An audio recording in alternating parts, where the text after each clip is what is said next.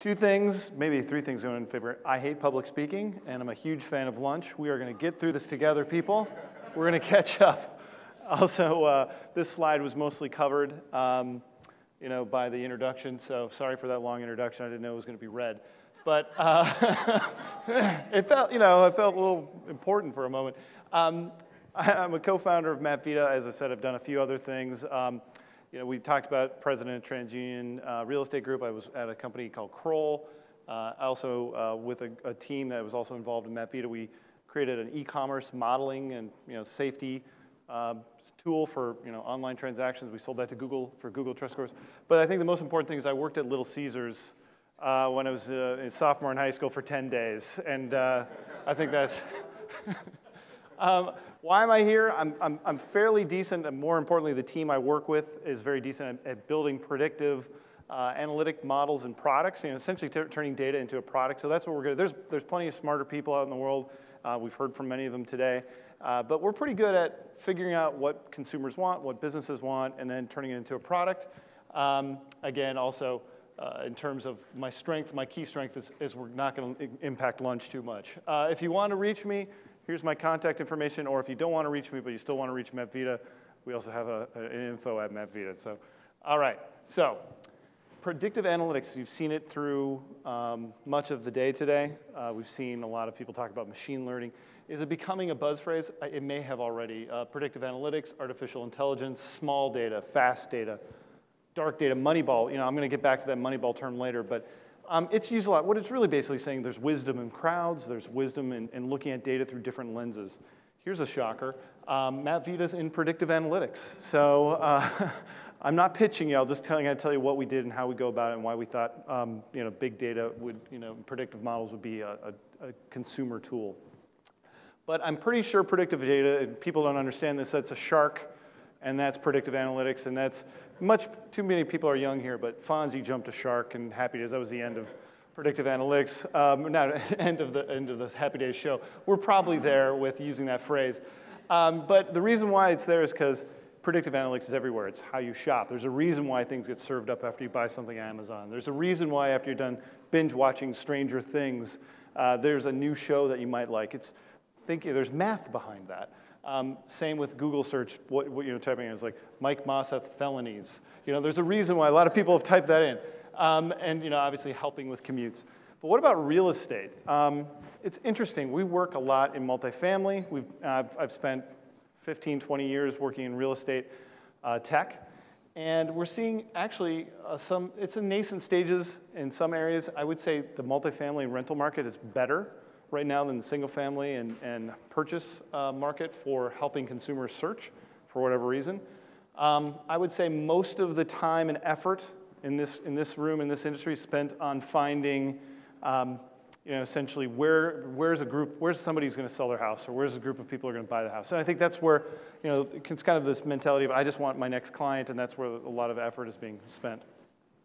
We do see, though, in real estate, some fine-tuning of due diligence. I would say, again, that's more on the commercial side. People buying apartment communities, they're basically trying to figure out, does this acquisition kind of fall into my risk-return basket? Okay, so now let's just go through. We're going to build a quick predictive model. There's going to be a lot of math. It's 10 quick steps. I'm kidding. We're not going to do that. That would be painful. Everybody's watching their lunch dreams go down the toilet. All right, here we go. So what do we do? Predictive analytics concept. Here's some basics, and I'm just throwing it out here because people talk. I've seen a lot of different presentations, very intelligent people. But in terms of as you take away something, we've built models at TransUnion, at Kroll. We built a lot of models, and what we'd always try and do, the first thing we'd try and figure out is, what are you trying to figure out? And everybody in this room is probably going to say, well, I want to figure out where someone's going to sell a property, or I'm going to figure out who's going to buy a property.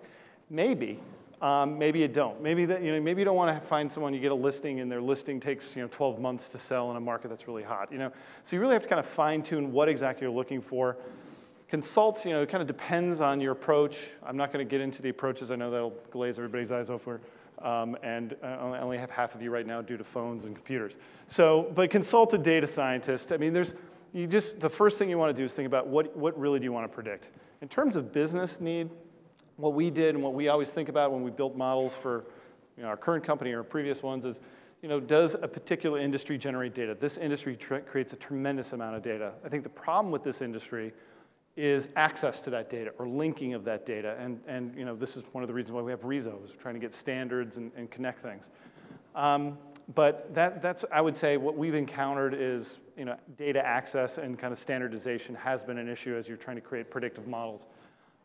Risks associated with models, it's great. You have regulatory risks, you have compliance risks, lawyers always looking for kind of some automated decision that's wrong, but also just business risk in the sense of you're automating a decision. Sometimes that's not great, especially if your math is wrong.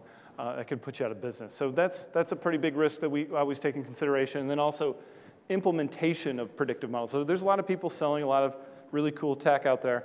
And then you find out it takes an array of servers, or you'll get an answer back in 3 minutes, and you have an online consumer experience. That's not going to work. So those are kind of the top business concerns. All right, is everybody awake still? Wake up. It's about to get more interesting.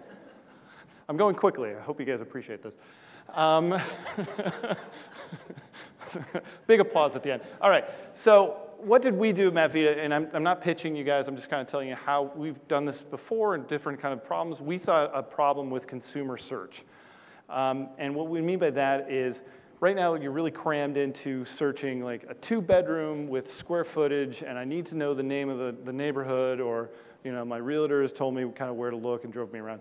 And that's tough for renting, buying, or even if you're thinking about Airbnb somewhere, it's not a lot of, you have to kind of be the market expert. We also saw with neighborhood and location as an opportunity. It wasn't so much a problem because I think there's a lot of people doing it, but 2 birds, 1 stone, which was, I don't know if that's bird stone. Okay, but what you do is improve reach to audience through marketing. So we can improve marketing intelligence. We can kind of look at asset portfolio differently, and then also acquisition that kind of ties hand in hand with asset management. So again, we saw problems with consumer search, problems with neighborhoods, also ways to improve the back-end business side. How do we address the problem? We found we created lookalike neighborhoods. We took a lot of data. I'll tell you about what data we took, and we just started combining it. And as much data as we get our hands on. And again, lookalike, another fun word, doppelganger. Prospect tools, predictive analytics, marketing tools. At the bottom right, that's Anthony Edwards. That's just not me. I just threw that in there to see if you guys were noticing. He would probably be much better at this speech. Okay, so when we built our model, we're looking at geographic data like parks and water and hiking trails, and we're looking at lifestyle and the standard demographic stuff, but then we kind of get really deeper, like consumer purchases. We can tell you by neighborhood who's buying wigs. I'm not bringing that up because of the Anthony Edwards thing. I'm just saying we know the spend. Business starts. We know who's, and by the way, we have rate of change. So we go back to year 2000, we can kind of see, are things changing? Is it going from a neighborhood going from like a lot of auto shops to a lot of coffee shops? All that's baked in there. Walkability, schools, crime, housing stock, types of housing. All of that is to try and give a sense of, and we're always looking for more data, but to get a sense of, what makes up a neighborhood and what makes it similar. And then we kind of put these different neighborhoods in buckets. It's allowed us to create some tools, some fun tools. We actually just released our consumer-facing app today. That was not intentional. And if you go and look at it, please be kind. If you can't leave a nice review, just send me an email or something like that. Just don't be too harsh. But we've been creating website tools for multifamily, some single-family portals. The idea of improving kind of that consumer search. So they don't have to just say, I really like my neighbor, I like this one neighborhood, are there any properties there? We can start doing things like similar, like neighborhoods similar to, or where my sister lives. We've also been starting looking at neighborhood similarities, and what's been really interesting, and this is where it kind of ties to you, or to this industry, is we've been applying our similarity models to outcomes data. What we mean by that is website traffic, or assets and their signed leases, signed deals, price elasticity, and profitability. So just give you a sense of what that means. We're able to figure out exactly, based on these outcomes that you want, we can say this is the type of neighborhood that is interested in moving into these other types of neighborhoods, and they were not so concerned about price, or if they're renting, they're willing to stay longer. So it helps with that profitability component. It's been working, thank God. My wife said that. And so we were seeing some good results. We're seeing a lot of trials now with digital marketing campaigns. We're seeing, because we're so focused on similar neighborhood types, not just a particular neighborhood, but kind of expanding the market and saying all these areas are going to react similarly. We're seeing an uptick in our clients' digital marketing rates, foot traffic, and then we're also seeing, because they're very focused on geofencing, their costs are going down. So that was good. We've also been doing some kind of, I can't announce it yet, but some interesting things with brokerages in Denver, where we're based, and start looking at, these are the types of neighborhoods that have a propensity to sell, and these type of neighborhoods have a propensity to buy in the neighborhoods that are selling. So there's a variety of mix that you can do with predictive modeling, which, in terms of Moneyball, just putting a different lens and looking at data differently. So that's kind of how we've been going about things, and we have fun little charts, and we can send them, here's the exact areas you should be thinking about marketing, or these are the exact areas where people are going to sell. So in terms of when you're thinking about a predictive modeling and you're thinking about a project, just some things to keep in mind. Intuitive results. You just have to know what you like. For our stuff and the previous models we built and our current stuff we're working on MapVita, you don't have to be a data expert. It's a bit of sometimes too much information is as bad as little information. So if you have, here's all the Starbucks in an area, and here's every piece of information about a neighborhood, it's going to drown out because consumers aren't going to really understand what to do with it. But we're able to say, no, you like where your sister lives, or you like where you currently live, but you have to move to Baltimore. Here's everything that's like that. Obviously, the previous speaker was talking about back testing. We're on our 4th version of our model. We've only been around for about 18 months. He's totally right. You have to keep testing, back testing and making sure it's predictive. And then mass customization, which we think is an important tool, is you build an algorithm, but you should be able to apply it to your own particular data. So that way you can get some results that are very tailored to you, not just kind of an industry standard result. Okay, here's the pitch. Okay, we've done a lot of heavy lifting. That's the all-steroid Olympics from Saturday Night Live. You can't really see it very well. We've done a lot of heavy lifting, so we have models that are built out in terms of you want to find similarities across different dimensions between areas, or you want to help improve the consumer experience, consumer search. We're doing that all day long, and mostly multifamily. We're interested in breaking into this market. We're flexible in the sense of we're doing a lot of things even outside of real estate. We started in real estate because a lot of our contacts are there, but we're doing things on like the political arena. We're doing just online ads in general. But if you have an interesting problem or you have an interesting set of historical data, heck, we're up for a challenge. It's kind of interesting.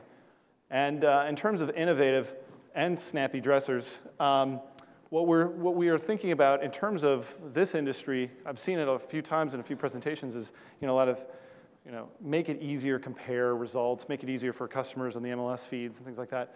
We think it would be pretty neat if, and we're kind of working again, trialing it with some brokerages in our hometown, which would be sorting by type. What I mean by that is, there's a neighborhood in Denver called Washington Park. It's a great neighborhood. Everybody wants to live there when they first moved to Denver. It's very expensive. We said, well, if you can't afford it, what if you can sort by type? So I really like this, but here are all the neighborhoods that are like it.